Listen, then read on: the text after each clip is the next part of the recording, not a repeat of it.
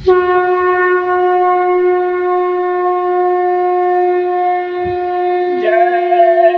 गुरुदेव, जय गुरुदेव।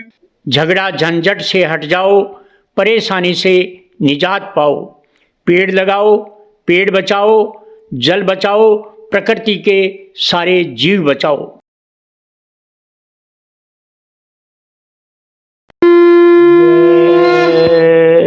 गुरुदेव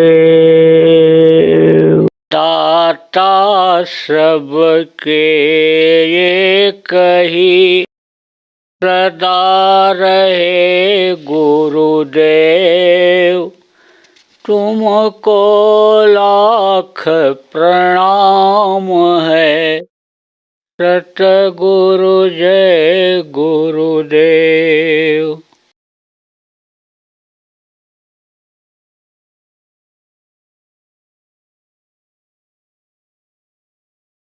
तो सुपच की जो दया थी, संतों की दया बराबर सभी जीवों पर पड़ती रहती।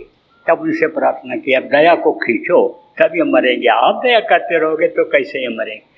तो आपको समझने की जरूरत है। पुस्तकों को तो पढ़ते हो, लेकिन उसमें जो सार तत्व हैं उनको समझ नहीं पाते। समझ भी पाते हो तो चल नहीं पाते हो, कर नहीं पाते हो, इसलिए आप दुख झेल रहे हो। दुखों का संसार बन गया, कोई इस समय सुखी नहीं।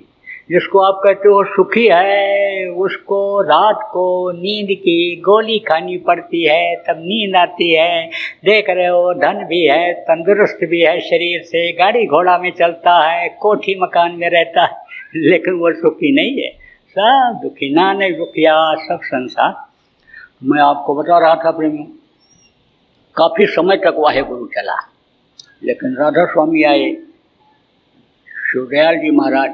अब बताने का समय नहीं है आपको कि कैसे कैसे ये पकड़ में आए, कैसे किसको अधिकार दिया, लेकिन अधिकार इनको मिला। किससे मिला था? श्यामराव जी महाराज से इनको अधिकार मिला था। ये शिवदयाल जी महाराज हुए। अब शिवदयाल जी महाराज जो है वो इन्होंने भी राधा स्वामी नाम को इन्होंने जगाया। राधा किसको कहा? सूरज को, जीवात्मा को। स्वामी किसको कहा? उस प्रभु को, है ना। कहा ना कि राधा नाम सूरज का और सदगुरु दैव बताए, और उलटता है सुमिरन करे, स्वामी संग मिलाए। उलटता है का मतलब क्या है? कहा ना, उल्टा नाम जपत जग जाना, वाल्मीकि भय ब्रह्म समाना। तो कहते हैं कि उल्टा मरा मरा मरा मरा जपा था न जानकारी में।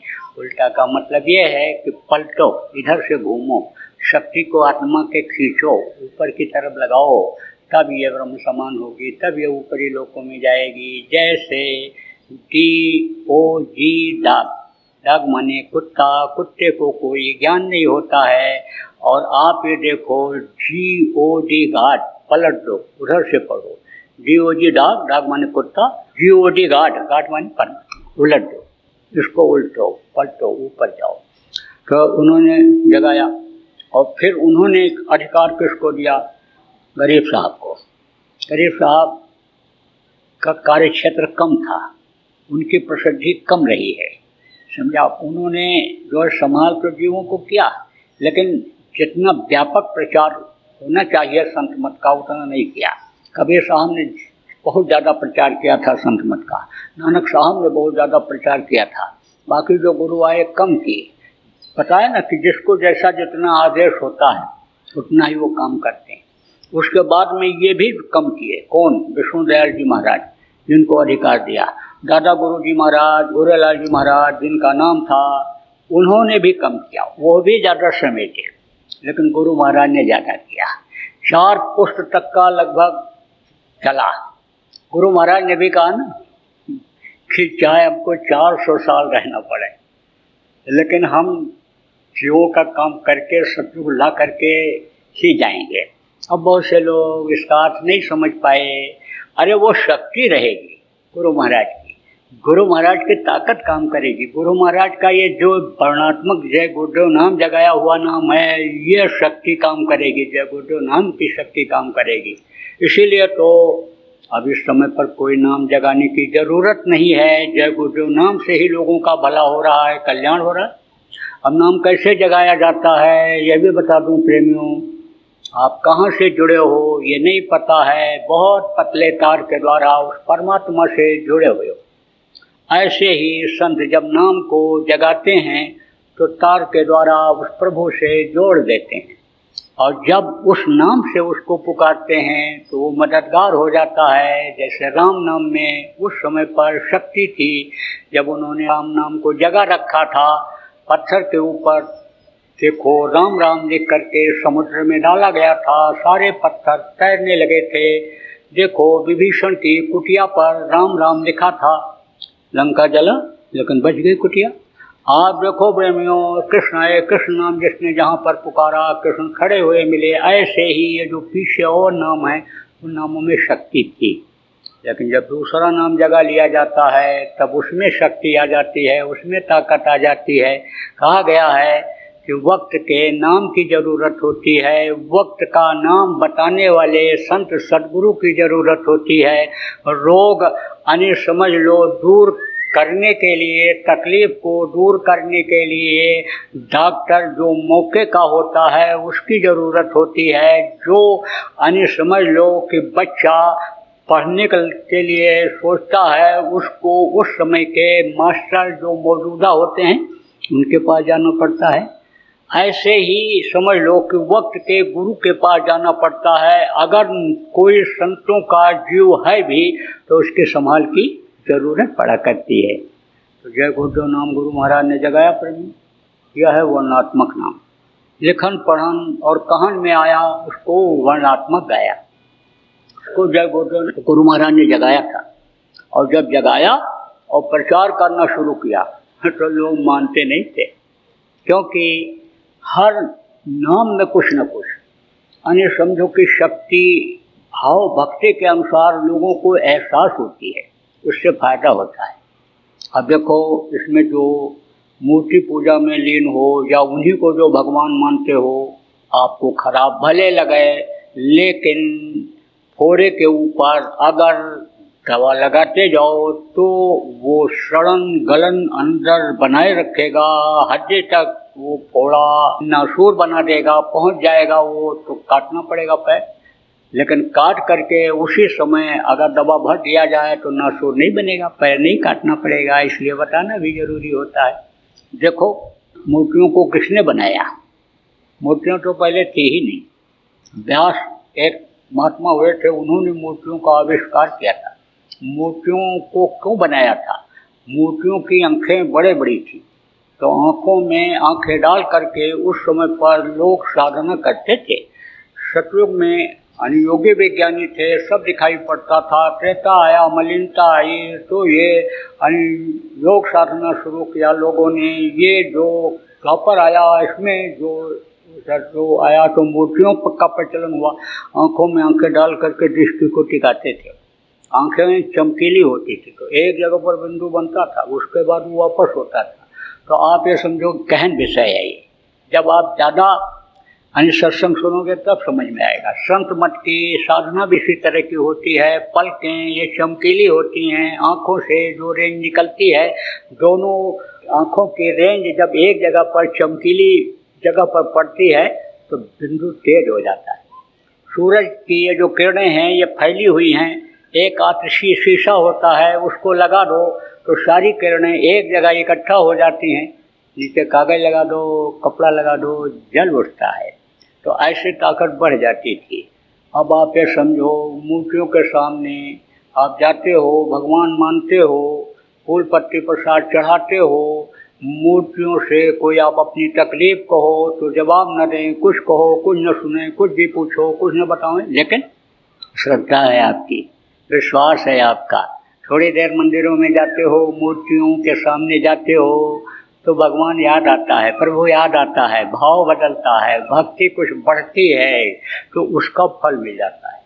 लेकिन ये जो फल है आत्मा का, यानी आत्मा से कोई ताल्लुक नहीं रखता है, क्योंकि आत्मा चेतन है और चेतन आत्मा इस शरीर के अंदर है। इसलिए इस शरीर से जड़ की पूजा करने में मुक्ति मोक्ष नहीं मिल सकता है। आप समझो प्रेमियों कि चेतन से जब चेतन की पूजा करेंगे तब वो चेतन मिलेगा। मूर्तियाँ थी, फिर ये कैमरा चला तो फोटो खींच करके लोग लगाने लग गए। अब आप समझो लोगों की यही सोच बन गई कि फोटो की पूजा कर लेंगे, समाधि की पूजा कर लेंगे। आप समझो कि मठ में हम कोई स्थान बना करके, जहाँ वो रहते थे कभी महापुरुष, उनके नाम का स्थान बना करके मुक्ति मोक्ष ले लेंगे, तो ये तो हमारे समझ कुछ नहीं आ रहा। ये तो समझो कि मुक्ति मोक्ष वाली जगह ही नहीं। मुक्ति मोक्ष तो सब शरीर के अंदर ही है। यही घट भीतर सात समुंदर, यही मुमल बन नहाओ, मन मोरा बेदशवा न जाओ घर ही है क्या करी। कबीर साहब ने कहा कि जो तिल माही तेल है, जो चकमक में आग, तेरा साईं तुझ में जान सके सो जाए। फकीर ने भी फरमाया कि अल्लाह अल्लाह का मज़ा मुर्शिद के महखाने में है, दोनों आलम की हकीकत एक पैमाने में है। ना खुदा मंदिर में देखा, ना खुदा मस्जिद में है। और शेख जी रिंदो से पूछो दिल क्या है। कहा ना कभी सानू कि संध्या तर्पण ना करूं, गंगा कबो न नहाऊं, हर हीरा अंतर बसे वही नीचे छाऊं। अब आप कहोगे भाई आप क्यों फोटो लगाते हो। फोटो तो इसलिए लगाया जाता है प्रेमियों, इस संत मत में ही नहीं अन्य मतों में भी गुरु का स्थान ऊंचा बताया गया। सबसे पहले गोस्वामी जी महाराज ने बंदो गुरु पर कंज कृपा सिंधु नर रूप हरे, उन्होंने नर के रूप में, मनुष्य के रूप में गुरु में हरि को देखा। पहचान भी बताया कि गुरु की असली पहचान क्या है। सिर गुरु पद नखा मणिगण ज्योति, सुमिरत दिव्य दृष्टि है होती। पैर के अंगूठे के अगले हिस्से को याद करते ही रोशनी हो जाए, दिव्य दृष्टि खुल जाए, अंधेरे से प्रकाश की ओर चले जाएं। रूह है नाम प्रकाश का, गु कही अंधकार, ताको करे विनाश सोई गुर करता। संत मत में कहा गया गुरु का ध्यान कर प्यारे, बिना इसके नहीं छूटना। गुरु के ध्यान के बगैर नहीं छूट सकते हो, गुरु ही सब कुछ होते हैं। कहा ना गुरु ब्रह्मा गुरु विष्णु गुरु देव, गुरु ही सब कुछ। तो संत मत में गुरु का स्थान सबसे ऊंचा है। अब गुरु का चेहरा भूल जाता है, फोटो लगा लेते हैं तो चेहरा याद आ जाता है, तो ध्यान लगाने में आसानी हो जाती है। लेकिन फोटो भी लगाने की जरूरत नहीं रह जाती है। कब? जब गुरु के बताए रास्ते पर चलने लगते हैं तब। जैसा गुरु बताते हैं उसी तरह से जब ध्यान लगाने लगते हैं और अंतर में गुरु का दर्शन होने लगता है, उनकी दया हो जाती है, तब फोटो लगाने की भी जरूरत नहीं रहती। आप ये समझो कि जब आंख बंद करो और प्यार से प्रेम से उनको पुकारो, दया मांगो, मनुष्य शरीर को पाक साफ रख करके, साफ सुथरा रख करके, मन को साफ सुथरा रख करके, निर्मल हृदय हो करके, तो दर्शन दे देते। कहा ना निर्मल मन जन सो मोह पावा, मोह कपट छल छद न भावा। तो आप ये समझो प्रेमी कि आपको भी जो गुरु महाराज के नामदानी उसमें बैठे हो, दर्शन के लिए फोटो लगाने जरूरत नहीं पड़ेगी। अगर आप गुरु भक्ति करोगे, गुरु भक्ति किसको कहते हैं? गुरु के आदेश के पालन को गुरु भक्ति कहते हैं। गुरु के वचन ही मंत्र होते हैं। गुरु वाक्यम मंत्र मूलम गुरु वाक्यम कहा गया। उनके वचन का पालन अगर आप करने लग जाओ, ध्यान लगाने लग जाओ, उनसे मिलने की तड़प अंतर में आपके जग जाए, तो स्थूल शरीर में न होते हुए भी वो शब्द रूप में जो हैं आपको दर्शन देने लग जाएंगे और फिर आपको फोटो लगाने की भी जरूरत नहीं रहेगी। तो प्रेमियों, गुरु महाराज शरीर छोड़ने से पहले मेरे लिए बता करके गए थे, नए लोगों को नामदान देंगे और पुरानों के संभाल करेंगे। मैं तो बराबर दोनों काम कर रहा हूँ, आदेश का पालन बराबर कर रहा हूँ। संभाल वाली बात ही ये है कि गुरु महाराज जैसा बताते थे कि इस तरह का खान पान रखो, इस तरह का चाल चलन रखो, इस तरह का विचार भावना रखो और इस तरह से आप रहो, सुमिरन ध्यान भजन बराबर करते रहो। वही बात मैं भी बताता हूँ। मेरा अपना कोई तो काम भी शुरू ही नहीं हुआ। गुरु महाराज ही जो काम प्रेमियों छोड़ करके गए, उसी को हम आप मिल करके अगर कर ले जाएं तो फिर कोई काम की ज़रूरत ही नहीं पड़ेगी। आप ये देखो लिंगपुर के 40वें अध्याय में लिखा है, सूरसागर में लिखा है, जगन्नाथ दास टूरिया किताब में लिखा है, और गुरु महाराज बराबर कहते रहे कलयुग में कलयुग जाएगा और कलयुग में सतयुग आएगा। जब सतयुग आ जाएगा तब इतनी मेहनत नहीं करनी पड़ेगी। सतयुग में तो एक बार लोग बो करके खेत को चले आते थे और जब जरूरत पड़ती थी बादल आकर के बरस जाते थे, फिर जरूरत पड़ती थी फिर आकर बादल बरस जाते थे। बाद में त्रेता जब आया तब उसमें तो मांगना पड़ता था, मांगे बाहि दे जल रामचंद्र के राज मांगना पड़ता था, लेकिन सतयुग में मांगना उंगना कुछ नहीं पड़ता था, वो अपने आप बरस जाता था। एक बार लोग बोलते थे 27 बार काटते थे, इसका प्रमाण मिलता है। बाद में जब युग बदला तो त्रेता में भी यह था कि जो इच्छा कीनी मन माही वो हर प्रताप कर दुर्लभ नहीं। जिस चीज की इच्छा आदमी करता था उसकी वो इच्छा पूरी होती। विधमय पूरी मयु खनी रब तब जतन काज मांगे बारे दे जल रामचंद्र के राज सागर निज मर्यादा रही डारे रत्न तटन न लही। आप ये समझो इतिहास भरा पड़ा हुआ है। रामायण तो पढ़ते हो आप, रामचरित मानस जो उन्होंने मानस में राम का चरित्र हो रहा है उसको जो लिखा उसको समझ नहीं पाते हो, जो लिख करके गए उसको आप मानते नहीं हो। राम ने जो त्याग किया, राजगद्दी पर ठोकर मारा, पिता के आदेश का पालन किया, आप देखो कि त्याग किया, राजगद्दी छोड़ करके जंगलों में गए। आप ये समझो प्रजा का इतना ध्यान रखा कि एक कपड़ा धोने वाले के कहने पर सती जैसी सीता का परित्याग कर दिया। कैसे माना जाए? सीता दोषी थी। जब हनुमान जी गए थे, कहाँ है आप समझो कि अशोक वाटिका में पता लगानी, और मिल गई थी वो, और उनको भी पहचान हो गई थी कि ये राम का दूत है। तो हनुमान जी के साथ चली आती और हनुमान जी उनको ऐसे हथेली पर बैठा करके लेकर के चले आते। उनके अंदर शक्ति थी और मगड़मा यह शक्तियाँ थी उनके अंदर। और वह शक्ति किसको कहते हैं? छोटा रूप बना ले, मशक समान रूप कब धरी, नंग कहीं चलो सुमिर न रही, मशक समान रूप बना लिया। उड़ करके जब जाने को हुआ, कहाँ पहाड़ उठाने के लिए, यानी संजीवनी बूटी लाने के लिए छोटा रूप बना लिया, तभी तो उड़ पाए।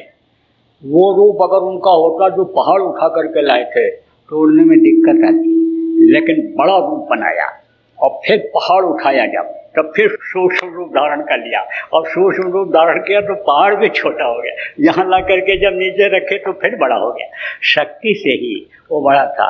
आपको ये नहीं पता है, उसी में तो ये दांत लगाते रहते हैं, अकल लगाते रहते हैं, चोंच लड़ाते रहते हैं विद्वान लोग, लेकिन उस चीज़ को समझ नहीं पाते। ये कैसे हुआ?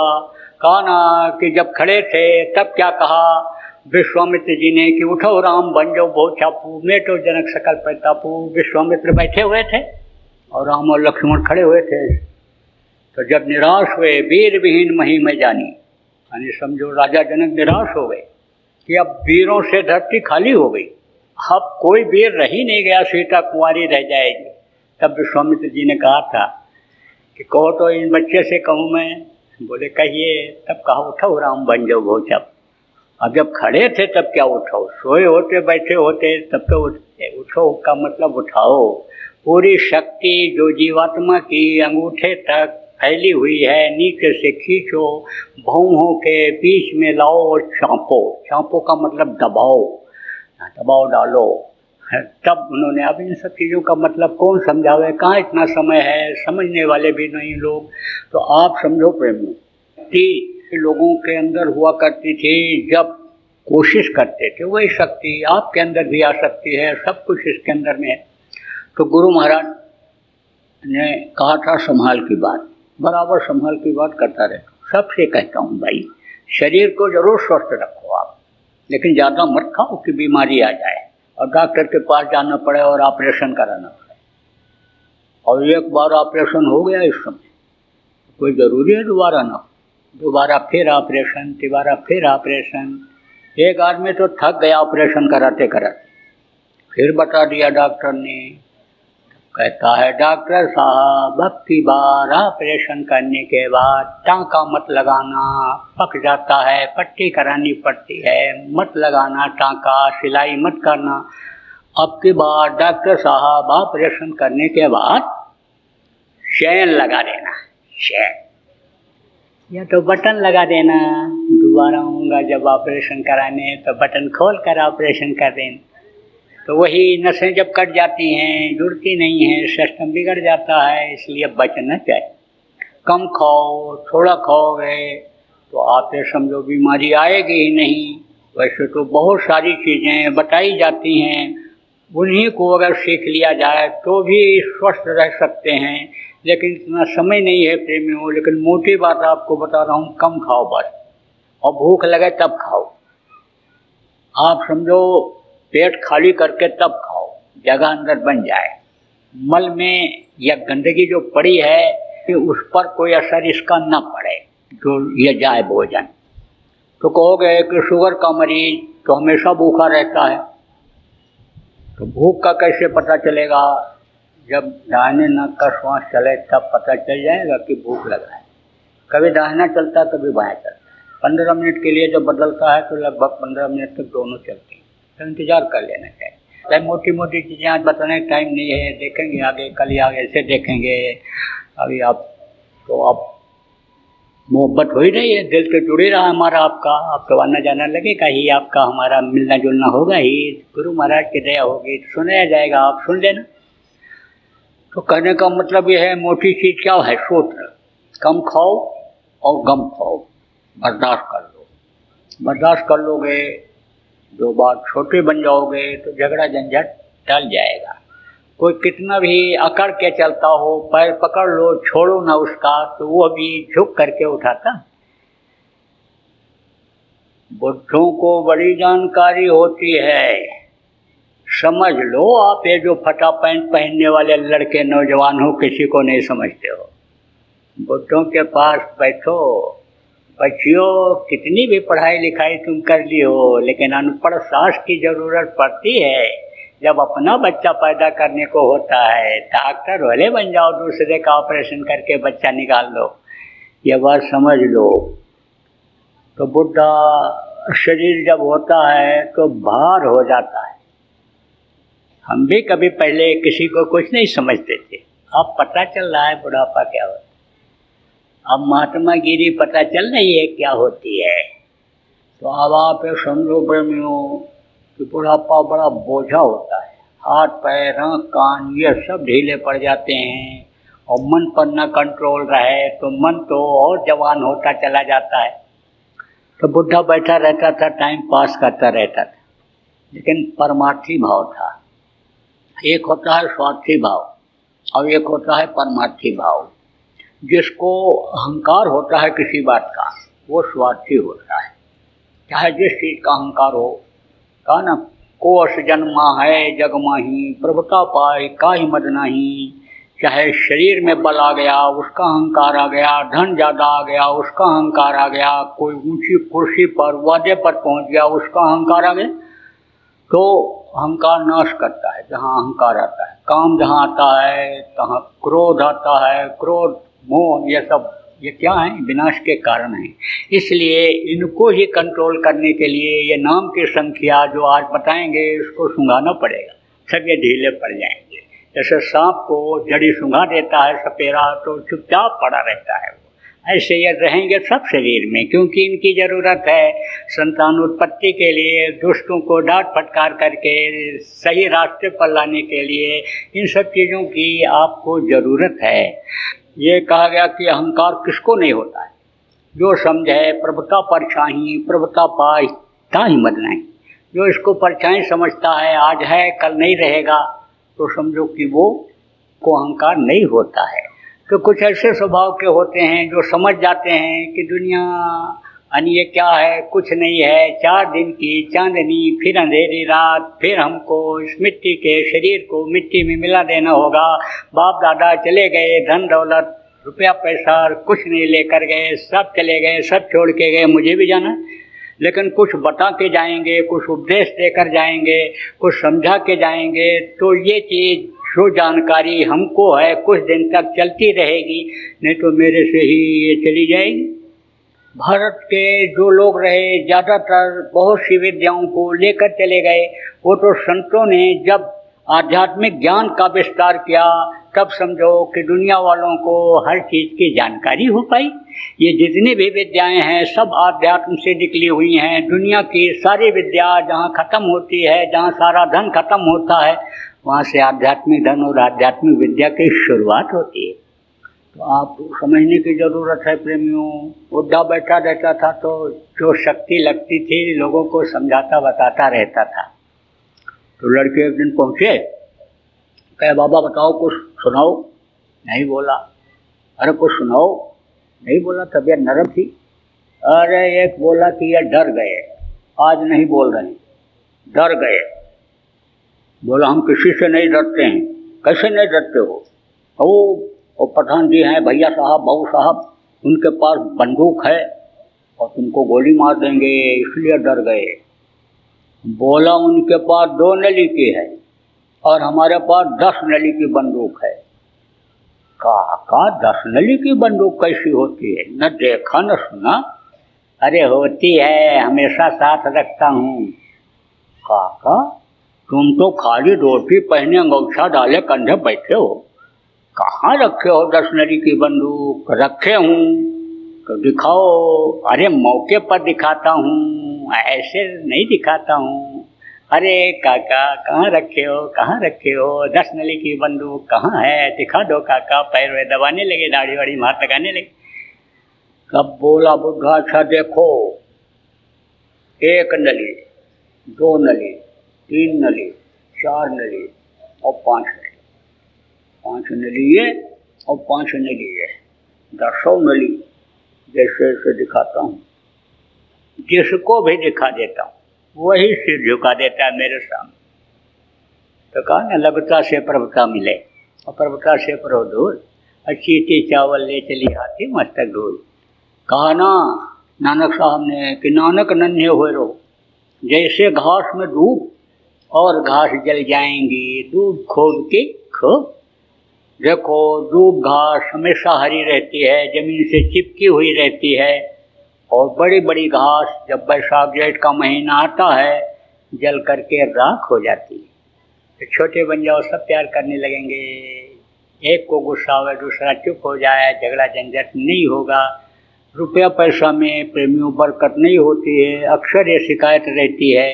रुपया पैसा में बरकत कैसे होगी? लक्ष्मी को आदर के साथ, सम्मान के साथ, मेहनत और ईमानदारी से घर में लाओ।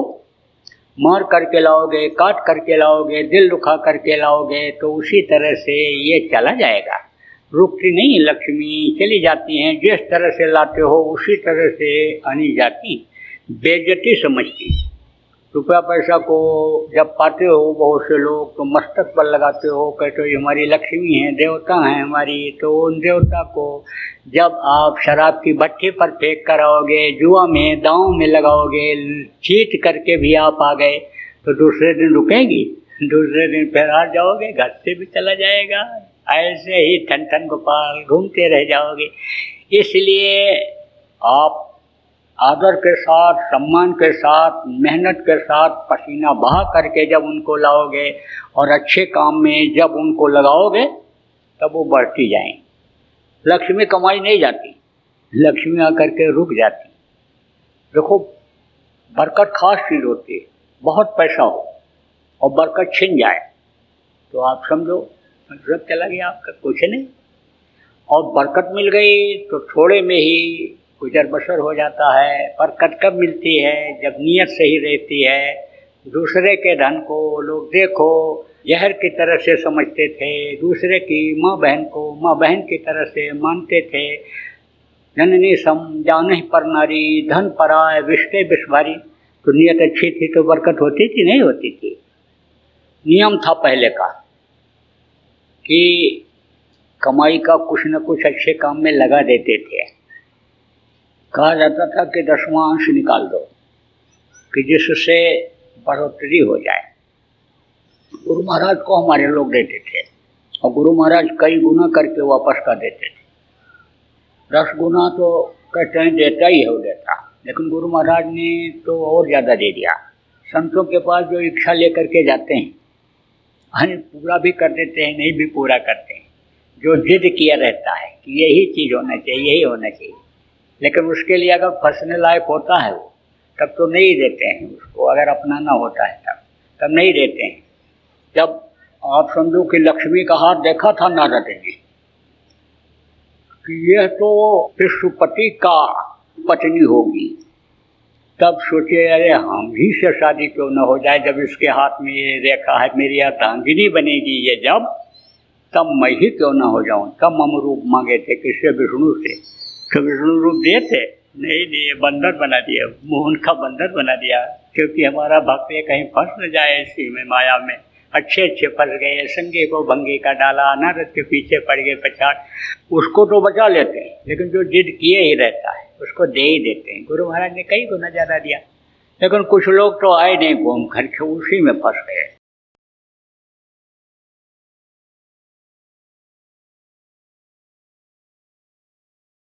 अब आप बिल्कुल बेहोश हो, आपको कुछ पता ही नहीं है कि जीवात्मा क्या है, परमात्मा क्या है, और हम कहाँ से आए, और हम कैसे पहुँच पाएंगे, हम नरकों से कैसे बचेंगे, 84 से कैसे बचेंगे, पाप हमारे कैसे धुलेंगे, हम पाप से कैसे बचेंगे, ये तो आपको कुछ पता नहीं। बस खाने पीने और मौज मस्ती में आप लगे हुए हो, उसी में आपका समय यानी निकला चला जा रहा है। तो एक तरह से बिल्कुल मदहोश हो, कोई होश नहीं है। किसको? ये शरीर के अंदर जो जीवात्मा पड़ी हुई है उसको भी, कि हमारे भी कोई पिता हैं, हमारा भी कोई घर है, और जहाँ हमको चलना चाहिए, तो ये बिल्कुल मदहोश पड़ी है।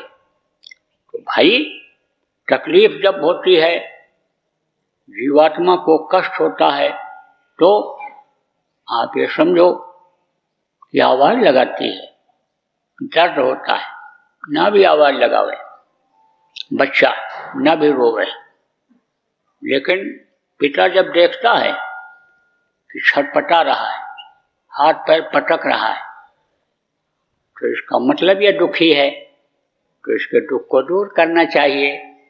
तो जब इस तरह की हालत हो जाती है कि जीव दुखी हो जाते हैं, तब वो मदद करता है। आप ये समझो, पैर में कांटा चुभा तो दर्द कहाँ होता है? यहाँ एहसास यहाँ होता है, यहाँ से ऐसे काट दो, बांध दो, और नस टाइट हो जाए, पता नहीं चलेगा। तो इसका संबंध कहाँ से है? जीवात्मा से है। 72,000 नसें इस शरीर के अंदर हैं, 72,000, तो नसों से इसका संबंध है। तो कहीं भी शरीर में कष्ट होगा तो जीवात्मा उसका एहसास करती है। तो जब वो मालिक देखता है कि ये बड़े दुखी हैं, कर्म इनके खराब हो रहे हैं, नरकों में जा रहे हैं, मारे काटे जा रहे हैं, तब दया करता है। जय गुरुदेव। बाबा उमाकांत जी महाराज अपने ही प्रेमियों के सहयोग से संस्था द्वारा जनहित का कार्य करते हैं। किसी भी व्यक्ति, संस्था व सरकार से कोई भी चंदा, चुटकी व अनुदान नहीं लेते और किसी भी तरह का व्यापार भी नहीं करते। इसलिए आप श्रोताओं को बताया जा रहा है कि बाबा जी के नाम पर किसी भी प्रकार का धन मांगने वाले व व्यापार में प्रचार करने वाले लोगों से होशियार रहिएगा। आपसे यही कहना है कि सत्संग सुनो, समझो और अच्छा लगे तो मानो। आने वाली बीमारी तकलीफों से बचने के लिए कुदरत व सरकारी नियम का पालन करो। आपके सुझाव के लिए व्हाट्सएप नंबर 9575600700।